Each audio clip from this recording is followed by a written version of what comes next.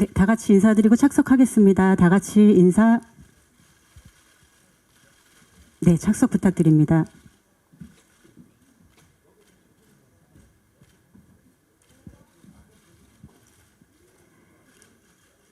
네, 그럼 먼저 오늘 참석해 주신 기자님들께 인사 말씀 감독님부터 차례로 부탁드리겠습니다. 예, 반갑습니다. 인사 짧게 하고요. 그냥 질문과 대답 시간을 오히려 길게 가는 게 좋지 않을까요? 예, 반갑습니다. 네, 안녕하세요. 이병헌입니다. 드디어 이렇게 오늘 여러분들께 보여드릴 수 있게 돼서 너무나 기다렸던 날인데 어떻게 보셨을지 저도 궁금합니다. 아무튼 와주셔서 너무 감사드립니다. 네, 안녕하세요. 손예진입니다. 7년 만에 영화로 돌아와서 지금 밖에서 기다리는데 좀 떨리더라고요. 오늘 아무튼 네, 좋은 질문 또 재미있는 얘기 나눴으면 좋겠습니다. 감사합니다. 네, 안녕하세요. 선출 역할을 맡은 박혜진입니다. 영화를 꽤 했지만 이렇게 기자 간담회를 많이 하는 작품은 처음입니다. 예, 물론 그 박찬욱 감독님 작품이기 때문에 당연할 수 있지만 매번 할 때마다 긴장이 되는 건 또 어쩔 수가 없는 것 같습니다. 예, 아무튼 좋은 시간 되셨을 줄 믿고 예, 간담회도 재미있게 했으면 좋겠습니다. 예, 고맙습니다. 네, 안녕하세요. 이성민입니다. 반갑습니다. 잘 부탁드리겠습니다. 안녕하세요. 아라 역을 맡은 염혜란입니다. 관심 가져주셔서 정말로 감사드립니다. 네, 그럼 바로 이어서 기자님들 질문 받는 시간 갖도록 하겠습니다. 질문 있으신 기자님께서는 손을 들어주시면 저희가 마이크를 전달해 드리겠습니다. 예, 우측 중앙에 계신 기자님께 마이크 전달해 드리겠습니다. 예, 영화 잘 봤고요. 월간 플래툰 이중규 기자입니다. 박찬욱 감독님께 좀 여쭤보고 싶은데 전작 동조자들에서는 뭘까? 각 캐릭터들의 그 정체성 문제를 좀 다뤘다면 이번에는 뭐랄까 이 캐릭터들의 각자가 갖고 있는 비밀이라든가 좀 그런 걸 조명하는 그런 영화 같았는데 어떤 점을 좀 주력하셔가지고 지금 만드셨는지 좀 듣고 싶습니다. 캐릭터의 그 조형의 측면에서 말씀이시죠?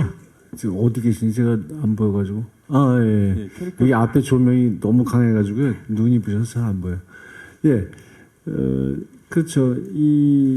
여기 나오는 인물들은 다 각자 따로 존재하는 사람들이 아니고, 서로 의존하고 서로의 그 관계 속에서 존재하는 사람들이다. 이것이 특징이다. 이렇게 생각하면서 만들었습니다. 그게 원작과도 좀 다른 점이기도 하고, 원작에도 있지만 좀 제가 더 강조했다고 할 수 있겠죠. 그러니까 만수를 중심으로 해서 그 부인이 훨씬 역할이 커졌고 비중이 늘었고, 그래서 만수는 이 밀이라는 존재 없이는 이 동기라든가 행동의 이유들이 잘 설명되지 않는 만큼 거기 많이 의지를 하고 있고요. 그리고 이제 범모, 시조, 선출 이 세 남자들, 만수에 타깃이 된 이 남자들은 다 만수하고 뭔가를 다 공유하고 있는 사람들이잖아요. 물론 표면적으로야 당연히 이제 직업을 구한다, 또 같은 직종에 종사한다 그런 것도 있겠고, 그 밖에도 알코올에 대한 의존이라든가, 또 시조의 경우에는 딸의 존재, 딸에 대한 사랑, 그리고 심지어는 자동차도 같은 차고, 범모와에는 여러 가지가 더 많이 있는데, 그 범모의 아내도 그렇죠. 범모의 아내인 아라는 만수로 하여금 자기 아내의 미리를 떠올리게 하는 존재입니다. 그래서 아라가 다른 남자를 만나는 일은 만수에게서 남의 일 같지가 않게 느껴지고, 그래서 좀 이따가 죽여야 될 사람인데도 범모가 그걸 알게 하고 싶지 않은 그 마음은 그런 데서 나오는 거죠. 그래서 만수의 이 범행은 결국 다 그 자기의 분신을 하나씩 제거하는, 그 자기 자신을 파괴해가는, 마치 그 벌레가 배나무 잎을 갉아먹듯이 그렇게 자기 자신을 갉아먹는 행동이기도 합니다. 네, 그럼 이어서 다음 질문 받도록 하겠습니다. 질문 있으신 기자님께서는 손을 들어주시면 마이크를 전달해 드리겠습니다. 여기 중앙에 계신 기자님께서 지금 손 들고 계신데요. 마이크 전달 부탁드립니다. 네, 안녕하세요. 저 스포츠조선 조지영 기자고요. 영화 재밌게 잘 봤습니다. 감독님께 한 가지 질문이 있는데요. 그 3년 전에 어쨌든 헤어진 결심이라는 영화가 대중들에게 너무 많은 사랑을 받았고, 그래서 조금 더 어쩔 수가 없다에 대한 기대감이 높은 상황인데, 이런 기대감에 대한 좀 부담감은 없으신지 궁금합니다. 예, 뭐 언제나 그 데뷔 감독이 아닌 다음에야 뭐 항상 전 작품과의 비교를 스스로도 하고, 관객들이 어떻게 반응할지에 대해서 겁도 나고 그렇죠. 또 그런데 이제 저는 좀 전작, 바로 전 영화하고 어떻게 하면 좀 다른, 심지어는 거의 좀 어떤 면에서 상반된 그런 영화를 만들까, 그런 방향으로 늘 노력을 하는 그런 류의 감독입니다. 그래서 어쩔 수가 없다는, 해질 결심이 좀 시적인 면이 강하다면 이것은 좀 산문에 가깝다고 스스로 생각하고요. 좀 여백이 많았던 영화에 비하면 이것은 꽉 찬 영화, 또 좀 여성적인 면이 강했다면 이건 남성성에 대한 탐구, 이런저런 여러 면에서 상당히 다른 영화를 의도했습니다. 그래서 어쩔 수가 없다는 헤어질 결심을 좋아하셨던 분들이 또 저의 새로운 다른 면을 보아서 즐겨주시면 고맙겠고, 예, 그렇습니다. 네, 감사합니다. 이어서 다음 질문 중앙 우측에 계신 기자님께 전달해 드리겠습니다. 네, 데일리한 홍정선입니다. 영화 너무 잘 봤습니다. 그냥 한 남자의 재취업 성공기 얘기 같은데, 여기 가족 이야기, 부부 이야기, 뭐 사회적 노동, 기계와 뭐 제가 다 이루 열거할 수 없는 많은 우리 사회의 민낯을 까발려 주셨는데, 이게 그냥 그렇게 거시적인 얘기 같은데 놀랍게도 저는 이렇게 한 인물의 감정에 대사가 없는데도 깊이 들어간 느낌을 받았는데, 여기에 배우들 공이 굉장히 크다는 생각이 듭니다. 그 배우분들께 공통 질문 드리고 싶은데요. 감독 박찬욱을 만나면 어떻게 여기까지 이렇게 다들 자신을 던지셨는지, 우리가 많이 봤고 연기 잘하는 분들인 줄 알았는데 또 새로운 얼굴을 다 봤습니다. 감독 박찬욱을 만났을 때 배우의 자세, 태도 어떻게 변하는지 듣고 싶습니다. 저는 뭐 예전에 25년 전에 JSA를 찍고 21년 전에 또 쓰리몬스터라는 옴니버스 영화를 경험을 했기 때문에 그래도 여기 계신 분들보다는 박찬욱 감독님을 좀 안다고 생각을 해요. 그리고 평상시에도 그 사이에도 사실 뭐 감독님과 계속 관계를 유지해 왔기 때문에 어떤 걱정이라든가 어떨까 하는 막 이런 궁금증 같은 거는 많이 없었어요. 근데 여전히 촬영하면서 정말 긴 시간을 촬영을 하면서 이야기를 많이 나눠요. 근데 그 이야기의 대부분은 영화에 대한 사실 많이 낄낄거리면서 농담도 주고받지만 그 가운데에는 사실 여러 가지 작품에 대한 이야기 혹은 새로운 아이디어에 대한 이야기들이 대부분이었어요. 그래서 항상 저 또한 질문이 많은 배우이기 때문에 그런 대화 속에서 촬영을 해나가는 그 과정이 육체적으로 좀 힘들었지만 굉장히 저한테는 되게 유쾌하고 즐거운 몇 달이었던 것 같아요. 그리고 그렇게 많은 대화를 했음에도 불구하고 결과물을 볼 때 저기서 저래서 이렇게 그때 나한테 요구하셨구나라는 걸 나중에 깨닫게 되는 경우들이 되게 많아서 좀 놀라운 경험들도 많이 했어요. 여전히 제가 지금 한 3-4번 정도 영화를 봤는데 여전히 질문이 남아있어요. 저 장면 혹시 그때 그래서 저한테 이런 요구를 하셨었나 하는 것들이 같이 함께 몇 개월을 촬영을 했는데도 지금 알게 되는 그런 놀라움들이 있죠. 네, 저 역시 마찬가지로 선배님 말씀처럼 촬영을 하면서도 감독님의 정말 디테일한 디렉션과 그 배우들을 바라보는, 배우들의 연기를 바라보는 것과 영화 전체를 바라보는 그 시야? 이런 게 정말 날카롭고 되게 넓다라는 생각을 했었고요. 영화를 보고 난 후에 근데 사실 더 대단하신 분이셨구나라는 것을 사실 영화를 보고 더 깨달았던 것 같아요. 그리고 이제 영화를 찍으면서도 이제 감독님이 가지고 있는 그 존재감은 사실 감독님이 제가 어디 인터뷰도 얘기했는데 이건 팥인데 이건 콩으로 연기해. 그래도 네 알겠습니다 라고 할 수 있을 정도의 믿음이 있었던 것 같아요. 네. 감독님이 워낙 오랜 팬이고 감독님과 작업을 하게 돼서 굉장히 기뻤는데 그 마음가짐 자세부터가 조금 달랐던 것 같아요. 발가 벗겨질 네, 그 준비를 했다고나 할까요?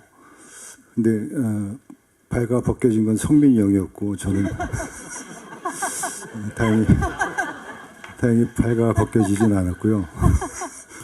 그래서 감독님의 어떤 그 디렉션이나 말씀을 듣는 것 자체만으로도 너무 기분이 좋았고 이걸 어떻게 해낼까에 대한 생각밖에 없었던 것 같아요. 근데 오히려 감독님 많이 열려 계셨고 제가 준비해온 것들도 많이 받아주셨고 그래서 이 작업을 하는 시간이 굉장히 너무 행복했고 즐거웠던 순간이었던 것 같습니다. 예, 다시 한번 기회가 온다면 제가 발가 벗겠습니다.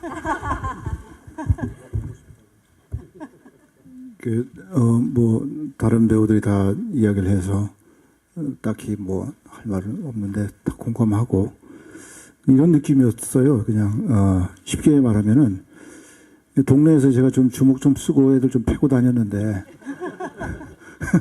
진짜 프로 격투기 선수를 만난 느낌이었습니다. 예, 그냥 후달리고 뭘 해도 다 티가 날 것 같고 그런 느낌이었었어요. 그렇게 좀 이렇게 긴장을 많이 하고 촬영을 했었는데 현장은 전혀 그런 분위기 아니었는데 저 혼자 그런 생각을 했던 것 같습니다. 저도 마찬가지로 감독님의 작업은 항상 배우들을 긴장시키는 것 같아요. 근데 현장에서 뭐 어떻게 무섭게 하시거나 디테일한 디렉션을 주신 건 아닌데 감독님의 지금까지의 작업이 정말 장면 하나하나가 너무 예리하고 함의적인 뜻을 엄청 많이 가지고 있어서 배우 자체를 좀 그렇게 긴장시키는 작업이었던 것 같고 또 매 장면 저도 그렇게 연기해오긴 했지만 더 예리하게 그 배우의 감각적인 부분을 더 예리하게 또 만들어주시는 그런 작업이었던 것 같아요. 네. 네, 감사합니다. 이어서 다음 질문 좌측에 계신 기자님께 마이크 전달해 드리겠습니다. 네, 안녕하세요. 연합뉴스TV 서영석 기자라고 합니다. 부산에 이어서 2회차 관람하게 됐는데요. 그 매번 간담회 때마다 여메라님께서 대답을 적게 해주시는 것 같아서 질문 하나 드릴게요. 그 감독님께서 남성성 탐구에 대한 이런 영화라고 말씀해 주셨는데 되게 돋보이는 여성상을 보여줬다고 보여줬다고 생각을 했거든요. 근데 스토리상으로 볼 때 여메라님의 마지막 경찰과의 그 씬이 마지막 퍼즐 같은 느낌이었는데 그렇게 중요한 씬인지 알고서 촬영에 임하셨는지, 그다음에 본인이 생각하는 그 아라라는 캐릭터에 대해서 어떻게 해석하고 연기에 임하셨는지 말씀 부탁드립니다. 질문 고맙습니다. 근데 맞아요. 아라가 저도 제일 처음 시나리오 봤을 때 마지막 장면을 보고 깜짝 놀랐어요. 아라가 그냥 앞에 나와 있던 아라랑 다르게 그 사건을 마무리 짓는 느낌이 있었거든요. 그래서 만수에게는 적의 아내였는데 결국 예측할 수 없는 어떤 동조자, 그리고 의외의 키를 해결사, 의외의 해결사 같은 느낌으로 도와주고 있잖아요. 그 구조 자체가 굉장히 재밌었어요. 그래서 제 대사를 통해서 미래를 예측하고 자기 부인의 상태를 상상하고 막 이렇게 나래를 펼치다가 결국은 제가 뜻하지 않게 그 일을 도와주게 되는 그 구조가 굉장히 재밌었고요. 아라라는 역할이 굉장히 매력적인 게 각 인물이 그 일과 실업에 대한 어떤 다들 태도들이 다른데 제 얘기들이 굉장히 공감하실 부분이 많다라고 생각했어요. 일반적으로는 25년을 근무했지만 사실 이게 끝이 아니잖아. 다른 방법을 모색해 봐야 되지 않을까? 이런 지점에서 아라의 말이 굉장히 좀 그래도 좀 설득력 있게 들렸으면 하는 마음으로 연기한 것 같습니다. 네. 네, 감사합니다. 이어서 다음 질문 우측 중앙에 계신 기자님께 부탁드리겠습니다. 네, SR타임즈 심우진 기자입니다. 영화 정말 재밌게 잘 봤습니다. 감독님께 질문을 드릴게요. 이게 원래 그 원작 소설이 있고 그다음에 20년 전 코스타 가브리스 감독님의 영화가 있잖아요. 근데 이 영화는 또 이제 감독님만의 또 독특한 창작적인 부분이 있는데 그 중에서 이제 저는 이제 가장 인상적인 부분이 이제 고추 잠자리 씬이에요. 그래서 이 부분에서의 그 음악 선택과 그다음에 연출에서의 좀 중점을 두신 부분이 무엇인지 좀 궁금하고요. 그다음에 만수의 딸 리원 캐릭터 같은 경우에는 원작에서는 좀 없었던 그런 어떤 그런 설계 부분이 있는 것 같아요. 그래서 굉장히 좀 어떤 그 약간 미스테리한 궁금증을 불러일으키는 그런 부분들이 있어서 이 캐릭터를 어떤 의도를 가지고 선택을 하시고 설계하셨는지 궁금합니다. 네. 제가 박쥐라는 영화에서도 그 남인수 이난영 선생님 노래들을 많이 썼고 헤어질 결심에서 안개도 쓰고 이런저런 기회가 있을 때마다 제가 어려서 좋아했던 한국의 대중음악들을 사용하려고 노력을 해왔고 그런 데는 좀 영화 외적인 이유도 좀 있었어요. 그러니까 비틀즈니 롤링스톤즈니 이런 60년대 70년대에서부터 했던 그런 밴드들의 음악은 지금의 젊은이들도 다 알잖아요. 아무리 어린애도 알잖아요. 그런데 우리의 그 위대한 싱어송라이터들, 가수들, 작곡가들 그 못지않게 위대한 분들인데 젊은이들이 너무 몰라서 그게 안타까워서 그런 면도 좀 있습니다. 그런데 이제 그래서 조용필 씨는 이제 제가 고등학생 때부터 저의 우상이었고 그래서 언젠가 영화에 쓰고 싶었는데 좋은 기회를 계속 기다리고 있었고 마침 이제 이런 장면이 있으니까 음악을 크게 틀어놓고 아주 그냥 원 없이 보통 그 선곡을 해서 영화에 쓸 때에는 편집 때문에 짧게만 쓰거나 또 대사도 들려야 되고 여러 가지 상황 때문에 좀 잘 안 들리게 처리할 때도 많잖아요. 근데 아주 그냥 원 없이 큰 소리로 전곡을 들려주고 싶었어요. 그런 기회가 딱 왔기 때문에 조용필 선생님이라고 해야 될까요? 완전 현역이시지만 조용필 노래를 뭔가를 써야 되겠다는 생각을 했는데 그중에 뭐냐가 좀 고민이었지만 워낙 명곡이 많기 때문에 뭔가는 있으려고 생각을 했고 이것저것 맞춰본 결과 고추 잠자리가 그 되게 아이러니도 생기면서 또 어떤 순간에는 또 교묘하게 잘 어울리기도 하고 그렇더라고요. 그래서 이거다라고 생각을 했고 이제 사용하면서 이 편집을 그 음악에 맞추어서 어떤 음악의 어떤 뭐 기타 리프에 어울리는 그 이미지가 뭐냐, 배우의 행동에 어떤 노래 가사에 그 어느 단어가 딱 맞느냐를 가지고 정말 많은 이렇게 밀고 당기고 편집을 몇 프레임 단위로 늘렸다 줄였다 해가면서 최상의 위치를 찾은 것이 여러분이 본 결과입니다.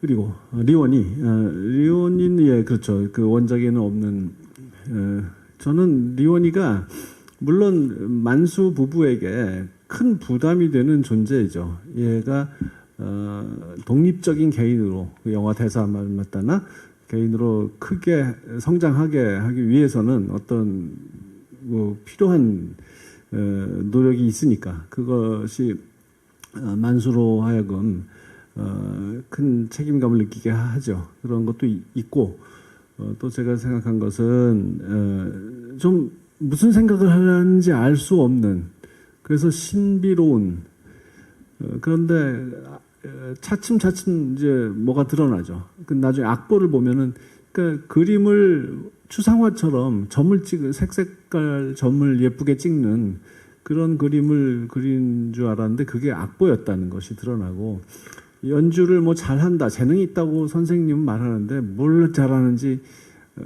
알 수가 없었다가 나중에 정말 그 너무나 성숙한 소리를 내는 연주를 들려주죠. 그리고 엉뚱한 상황에서 남의 말을 인용해서 뒤늦게 말을 하는데 그 말이 도대체 무슨 맥락이 없으니까 알 수도 없고 뭔 생각으로 저 말을 하는지. 근데 뭐 왠지 모르지만 뭔가 암시적인 것 같기도 하고 저는 예언자라고 생각했어요. 뭐 옛날 신화 같은데 나오는 여자 샤먼이나 있잖아요. 이렇게 예언 카산드라 같은 그런 그 마지막에 그 벌레 때문에 나무가 다 죽어간다. 이런 말에 대해서 만수가 갸우뚱하면서 생각도 하게 만드는 그 관객도 마찬가지로 그런 존재로 상상했습니다. 네, 이어서 다음 질문 받도록 하겠습니다. 네, 좌측 뒤편의 기자님께 부탁드리겠습니다. 네, 안녕하세요. 저 문화일보 안진용 기자입니다. 먼저 감독님께는요, 그 앞선 헤어질 결심 때도 보면은 그 용의자와 사랑에 빠진 형사 이런 것처럼 감독님 영화 전반에 보면 항상 딜레마에 빠진 인간에 대해서 탐구를 하시는데 이번 작품도 예외가 아니거든요. 특히 쪽 부부 모두가 그런 상황이었고 감독님이 이 딜레마를 통해서 궁극적으로 좀 얻고자 싶은 메시지가 궁금하고요. 그리고 배우분들께도 좀 질문 드리고 싶은 게 이게 최근에 영화 시장의 위기라고 하는데 굉장히 중요한 시점에 나온 영화인데 또 베니스 주역들이 다 나오셨잖아요. 현장에서 느꼈던 한국 영화의 위상은 어땠는지 현장의 분위기 좀 말씀 부탁드릴게요. 목소리가 아나운서 같으시네. 질문이 뭐였더라? 목소리에 빠져갖고 까먹었어. 질문이 뭐였더라? 딜레마를 통해 궁극적으로 전하고자. 예. 그렇죠. 제가 좋아하죠. 딜레마. 근데 그냥 딜레마가 아니죠. 뭐 무슨 짜장면 먹을까 짬뽕 먹을까 하는 딜레마가 아니라 윤리적인 딜레마죠. 도덕적인. 그래서 어느 쪽을 선택해야 올바른 길이냐라는 질문에 빠진 사람들이죠. 근데 완벽하게 좋은 게 하나 있다면 선택에 어려움이 없겠지만 좋기는커녕 둘 다 나쁘다. 근데 뭐가 더 나쁜지 덜 나쁜지 뭐 이런 선택이라면 정말 고민되겠죠. 그런 도덕적인 딜레마 상황에 빠진 사람을 묘사하면 도덕적인 질문을 관객이 공유하고 나라면 어떻게 할까 하는 생각도 함께 할 수 있기 때문에 그렇기 때문에 영화 관람 전체가 그런 관객의 윤리적인 고민을 깊게 해볼 기회를 제공할 수 있다 이렇게 믿기 때문에 그럽니다. 예. 이번에 뭐 베니스에 가고 또 토론토에 갔었을 때 이 팬분들의 반응이 제가 지금까지 본 상황 중에 정말 가장 놀라웠고 가장 뜨거웠던 것 같아요. 예전에 헐리우드 영화를 경험하고 또 그럴 때도 이제 레드 카펫을 받고 또 똑같이 홍보 활동을 다니고 했었을 때, 그리고 그 이후에 한류가 조금씩 사람들에게 조금씩 알려지고 인기가 생기는 그 때와는 또 다른 어떤 느낌이었던 것 같아요. 그래서 어딜 가나 모두가 다 알아봐 주시고 배우분들을 그래서 되게 좀 당연히 감독님이야 뭐 워낙 그 영화제에서 가장 큰 감독님 중에 한 분이라 모두가 주목하는 또 감독님이었고, 저희 배우분들 모두를 다 환호를 하고 또 각자의 또 팬분들이 또 다들 계시고 정말 모든 그 컨텐츠를 다 이렇게 이분들이 다 보시는구나 싶을 정도의 그런 어떤 반응들이었어요. 그래서 정말 이번에 어쩔 수가 없다를 가지고 해외를 돌면서 되게 많은 되게 놀라고 또 정말 많은 팬분들을 만날 수 있었어요. 네, 저도 해외 영화제에 참여가 처음이었는데 무려 베니스 영화제에서 정말 놀랐던 것은, 사실 우리가 영화를 하지만 해외 영화제에서 해외 감독님들을 사실은 눈여겨보거나 영화광이 아닌 이상 잘 모르는데, 박찬욱 감독님이 지나가면 막 마에스트로 하면서 사인을 막 엄청 받으세요. 그리고 선배님도 미스터리 그래서 다 막 팜플렛 갖고 뭐 엄청난 인기를 보면서 와, 너무 자랑스러웠고 너무 뿌듯했고, 이 분들과 함께 하는 것이 너무나 막 저도 너무나 설레이고 기분 좋은 경험이었던 것 같아요. 네. 가장 궁금했던 게 저는 이 영화의 반응이었거든요. 근데 우리가 자랑스럽게도 한국말로 연기를 하고 우리만의 정서를 가지고 있음에도 불구하고 그분들이 어떻게 받아들일까. 근데 굉장히 웃음이 나오는 부분에서는 굉장히 크게 반응을 해주셨고 또 토론토에서는 더 큰 반응이 있었다고 했기 때문에 정말 뿌듯한 마음이 있었고요. 앞에서 말씀해 주셨듯이 모든 배우들을 다 알아보고 사인해 달라고 사진을 내미는데, 저는 이병헌 씨 사진을 내밀면서 저한테 사인을 해달라는 그런 경우가 좀 많았기 때문에 예, 하여튼 좋은 경험이었습니다. 예, 물론 박찬욱 감독님이 세계적인 감독이라는 사실을 저희도 국내에서 늘 알고 있었고 그러려니 했었는데, 이번에 직접 감독님 작품에 출연하면서 해외 영화제 갔을 때 깜짝 놀랐습니다. 정말 자랑스러웠습니다. 마에스트로 박이 이렇게 대단한 분이구나라는 것을 옆에서 직접 느꼈고, 그분의 작품에 같이 출연하게 된 것이 너무 감사하고 영광스러웠습니다.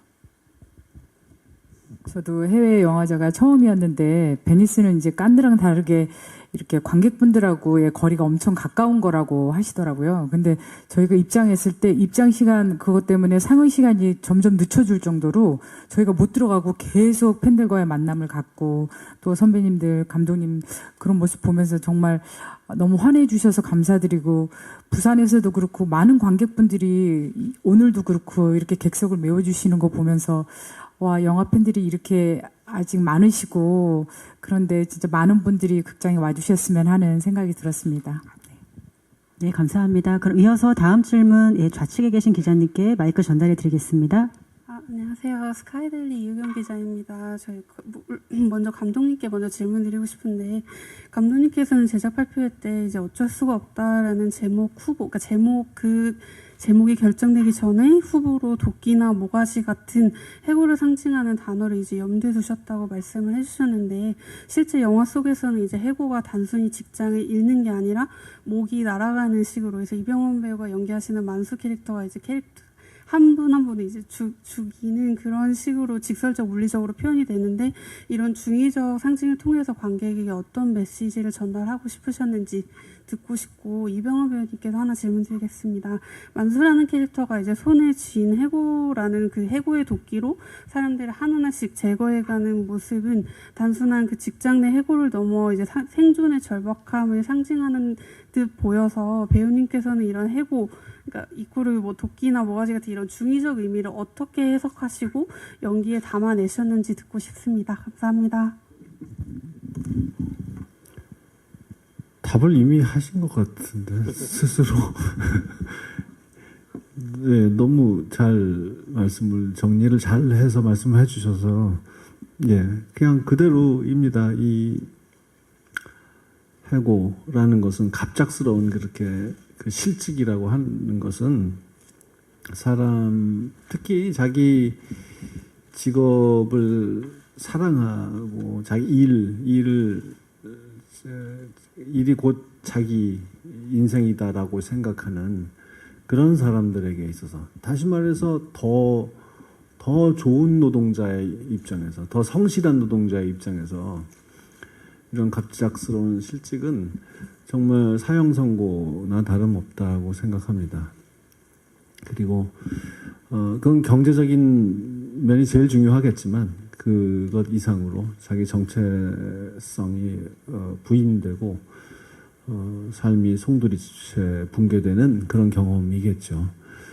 저희 그 영화 일하는 저희들도 언제나 잠재적인 그 실직 상태에 주기적으로 놓이게 되죠. 한 작품 끝나면 그 다음 또 뭐가 되나, 이 다음, 지금까지는 어떻게든지 버티고 있는데 이 다음에 무슨 일이 생겨서 나한테 뭐 작품이 안 들어오고 내 작품이 투자가 안 되고 이런 일이 닥칠 텐데, 이런 걱정을 하니까 남 얘기 같지 않고 그렇게 만들었고, 게다가 이런 일은 한 가정을 또 파괴하는 일이기도 하죠.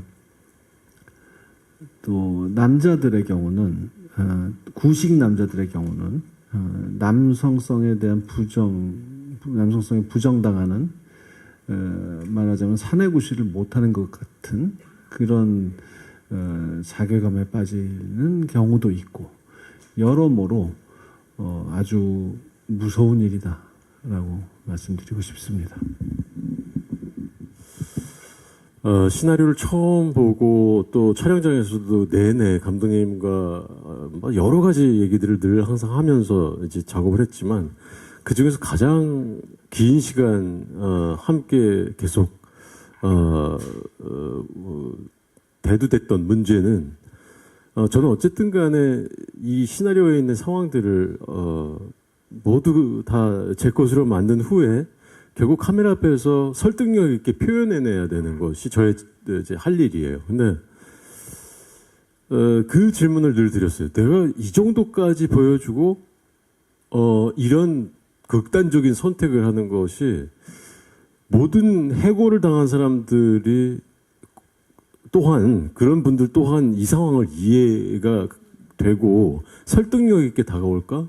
누군가가 해고당했다고 그래서 그 자리를 찾기 위해서 다 살인을 결심을 한다는 건 좀 말이 안 된다고 생각을 했어요. 그래서 그 결심을 하기 전까지의 그 과정들, 그리고 그의 마음의 어떤 감정들의 변화들을 설득력 있게 다가가려면, 어쩌면 시리즈를 만들어야 되겠구나. 그 모든 상황들을 계속 반복해서 보여주고, 그가 받는 어떤 감정적인 그런 상처나 절박함들을 계속해서 보여주고, 관객들도 역시 이제는 그래, 이제는 이제 누군가를 죽여도 될 정도야, 라는 그런 마음 상태까지 가려면 결국 이건 시리즈를 만들어야 되겠구나. 그래서 결과적으로는 그런 많은 대화를 했음에도 불구하고 저는 그렇게 받아들이기로 했었어요. 이건 영화적인 커다란 설정이다.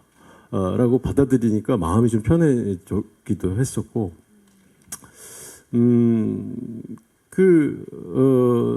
또 한 가지는 사실 중산층이라고 보여지는 그런 어떤 만수의 입장에서 물론 정말 사랑하는 그것밖에 할 줄 모르는 그 일밖에 모르고 그 일을 정말 사랑하는 일을 더 이상 못하게 됐다라는 상실감도 크지만 일단 눈앞에 놓인 내가 어렸을 때 아버지가 가지고 있던 집을 가까스로 25년 만에 되찾았고 가족들도 이제는 조금 이제 좀 행복한 것 같은데라는 어떤 딱 그 시점에 딱 도달했을 때 이런 상황이 생기니까 마치 모든 것을 다 잃은 것 같은 그런 어떤 그에게는 그런 느낌이었을 거라는 생각이 들었어요. 사실 관객의 입장에서 이렇게 보게 되면 진짜 그 사람이 땡전 한 푼 없이 나앉은 그런 어떤 상황은 아닌데 그렇게까지 절박한 상황은 아닌데 그 입장에서는 마치 모든 걸 빼앗겨버리는 혹은 잃게 돼버리는 그런 심정이라고 이해를 하면서 이 캐릭터에 몰입했던 것 같아요. 네, 그럼 이어서 다음 질문 뒤편에 계신 기자님께 마이크 전달드리겠습니다. 안녕하세요. 칼럼니스트 이혜지라고 합니다. 감독님께 질문드리고 싶은데요. 여태까지 감독님 작품 중에 가장 괴팍한 유머가 흐르는 블랙 코미디이자 그리고 소동이 가득한 우화 같은 영화라는 생각이 들었습니다. 이 영화에서 감독님께서 가장 의도하신 회심의 유머 장면들이 있다면 어떤 것일지 궁금합니다. 예, 유머는 정말 그 깨를 뿌린 것처럼 전편에 걸쳐서 박아 넣었는데 그 모든 것이 다 작동되기를 바라지도 않고 또 취향의 유머도 이제 취향을 많이 타니까 어떤 분은 이 장면에서 웃고 어떤 분은 저 장면에서 웃고 뭐 그러겠죠. 그래서 근데 이제 좀 크게 봤을 때는 뭐니 해도 고추잠자리 시퀀스라고 생각합니다. 거기가 세 사람이 이제 막 뒤엉켜서 대소동이 벌어지고 아주 난장판이 되어버리는 긴 장면이고 거기서 목소리가 잘 들리지 않기 때문에 또 막 고래고래 소리 지르는 그러니까 어쩔 수 없이 이 굉장히 과장되게 막 그 올라간 하이퍼 상태에서의 액션이고 그래서 좀 특이하고도 또 슬픈 불쌍한 인간들인데요, 다들. 그들이 또 부딪히니까 굉장히 웃기는 상황으로 변하게 되고 또 재밌는 점은 이 삼각구도인데 서로가 서로와 싸우고 있어요. 그래서 둘이서 한 편 먹는 게 아니라 서로와 계속 번갈아 가면서 싸운다는 점에서도 좀 특이한 그런 장면이라고 생각했습니다. 네, 이제 주어진 시간이 다 되어서 마지막 질문 받도록 하겠습니다. 예, 좌측에 계신 기자님 부탁드립니다. 안녕하세요. 디지털조선일보 조명현 기자입니다. 영화 너무 재밌게 잘 봤습니다. 저 이병헌 배우님이랑 손예진 배우님께 질문 있는데요. 두 분의 좀 다 죽여버릴 것 같은 강렬함을 나눈 부부 호흡에 대한 만족감이 궁금하고요. 덧붙여서 이병헌 배우님이 남다른 댄스 DNA를 가지고 계시는데 이번에도 되게 댄스 장면이 강렬하게 인상에 남았는데 그때 이야기도 좀 덧붙여서 말씀 부탁드립니다.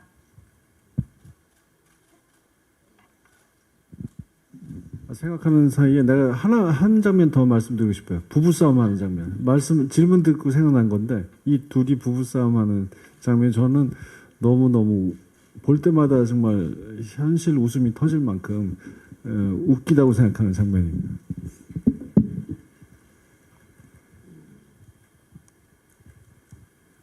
저희 두 사람이 싸우는 장면 말씀하신 건가요? 전체적으로 부부 호흡에 대한 만족감이 어떠셨는지와 댄스 장면에 관련한 비하인드 질문 주셨습니다. 저희 두 사람의 그 호흡은 정말 놀라우리만치 뭐 현장에서 뭐 척척척 이렇게 먼저 들어갔어요. 그래서 물론 이제 손예진 배우와 저희와 뭐 이제 부부끼리 서로 좀 친하고 또 서로의 친분이 있기 때문에 그동안 봐왔던 그렇기 때문에 이제 좀 서로 어떤 거리감이 없었던 것도 있지만 또 하나는 그런 것 같아요. 역시 손예진이었구나라는 생각을 저는 처음 같이 호흡을 해봤기 때문에 처음 이제 그 연기를 하고 호흡을 했는데 정말 많은 순간 놀랐어요. 그래서 야 정말 자기가 표현해야 될 찾아가야 될 감정들을 다 놓치지 않고 다 찾아가는 정말 그런 배우구나. 너무 놀라웠고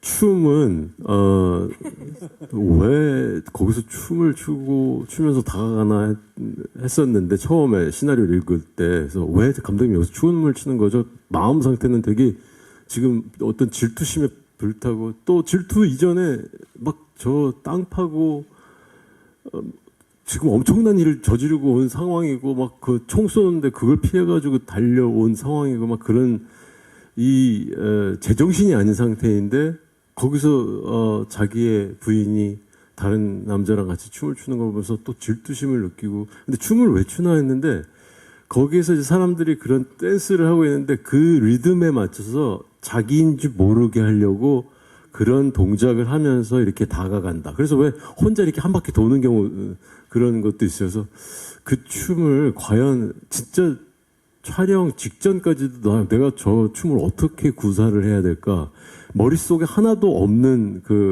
합이 전혀 맞춰지지도 않고 리허설 할 때도 아마 다르게 췄을 거예요. 그만큼 이거는 어떤 형식이 있는 춤이 아니고 옆에서 춤추는 사람들의 모양새와 좀 비슷한 느낌으로 조금씩 다가가는 그런 어떤 몸짓이었는데 그 중에 되게 재미있는 아주 이상한 동작을 감독님이 잘 찾아내서 편집을 해주셨던 것 같아요. 저는 그 모니터를 이렇게 제가 춘 걸 보면서 내가 출 때는 그런 감정은 아니었는데 그 모니터를 보고 마더의 김혜자 선생님이 떠올랐어요. 네, 저 역시 선배님이랑 이제 현실 부부 연기를 해야 된다는 거 정말 자연스러워야지만 가능한 연기잖아요. 근데 이제 이번에 선배님이랑 처음 같이 하면서 가장 놀라웠던 점은 제가 인터뷰할 때 많이 말씀을 드렸는데 정말 힘을 하나도 주지 않고 너무 유연하게 카메라 앞에서 항상 연기를 하세요. 그래서 와, 어떻게 저렇게 힘을 하나도 온몸에 힘이 뺀 상태에서 연기를 할 수 있을까.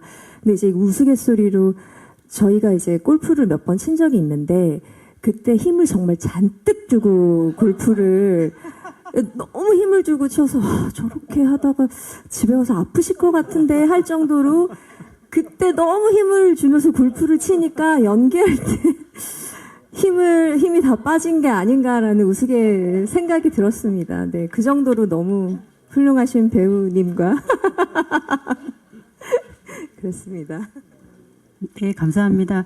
오늘 많은 질문 주셔서 다시 한번 감사드리고요. 저희 기자 간담회 마무리하면서 마지막 인사 말씀은 염혜란 씨부터 이번엔 순서대로 부탁드리겠습니다. 늘 시간이 아쉬운 것 같습니다.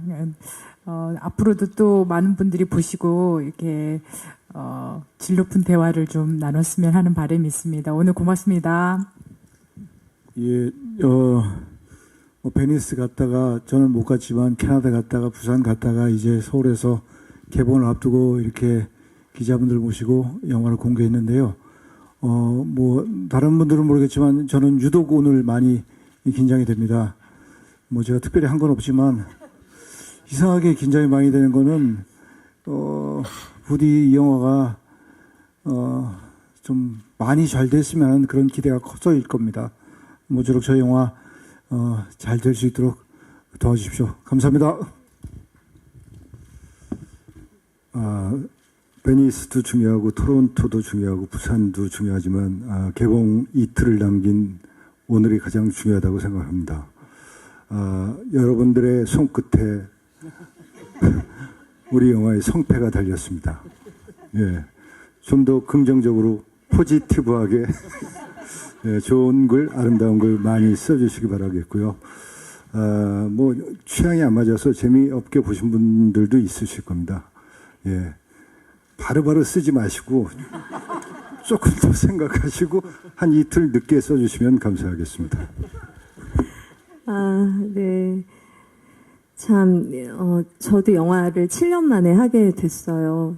다음 영화를 또 찍을 수 있게 많이들 좋은 얘기 써주세요. 네, 감사합니다. 저 베니스에서도 영화를 이제 함께 보고 또 토론토에서도 함께 영화들을 봤는데 정말 재미있는 건 그리고 저 부산에서도 이제 한국 관객들과 그때는 이제 처음으로 또 보고 근데 정말 이 받아들이는 그 감정들이 다 다른 것 같아요. 그 웃는 포인트는 너무나 당연히 다르고 나중에 기자분들의 그 어떤 소감이나 질문들도 저기서 저런 감정을 느끼셨다고 하는 부분들이 되게 다 달랐어요. 그래서 저는 한국의 기자분들이 과연 어떤 질문을 주실까 되게 오늘 궁금했었는데 되게 영화를 깊이 있게 디테일하게 보셨구나라는 그런 느낌을 받았어요. 그래서 이렇게 봐주셔서 너무 감사드리고 또 관객분들의 반응도 또 기다려집니다. 오늘 너무 와주셔서 감사합니다. 예, 너무 구걸하는 것 같아서 좀 그런데 예, 이 본의 아니게 이런 시기에 개봉을 하게 돼서 정말 한국의 그 극장을 살리는 막 책임을 막 두 어깨에 짊어진 것 같은 막중한 그 부담을 느끼고 있습니다. 이런 건 정말 처음인데 그래서 적어도 뭐 관객들이 한국 영화 재미있네 또 다음에 뭐 나오는지 기다렸다가 한 번 더 봐야지 하고 그런 만족하는 마음을 갖고 돌아가실 수 있는 정도만 되면 좋겠습니다. 병원 씨 말대로 그 극장 도시마다 또 회마다 또 그 관객의 그 구성에 따라 뭐 언론 시사냐 뭐냐에 따라서 정말 반응들이 너무 달라가지고요.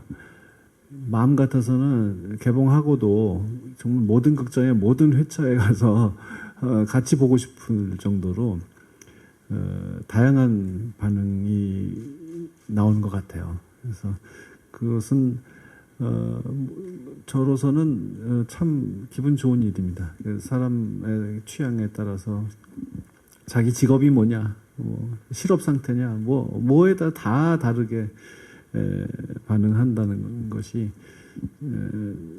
전 기분이 좋고요. 예, 하여튼 영화 봐주셔서 고맙습니다. 네, 감사합니다. 그럼 이어서 포토타임을 위해 무대 정리하는 동안 감독님과 배우분들은 잠시 무대 바깥으로 이동 부탁드립니다.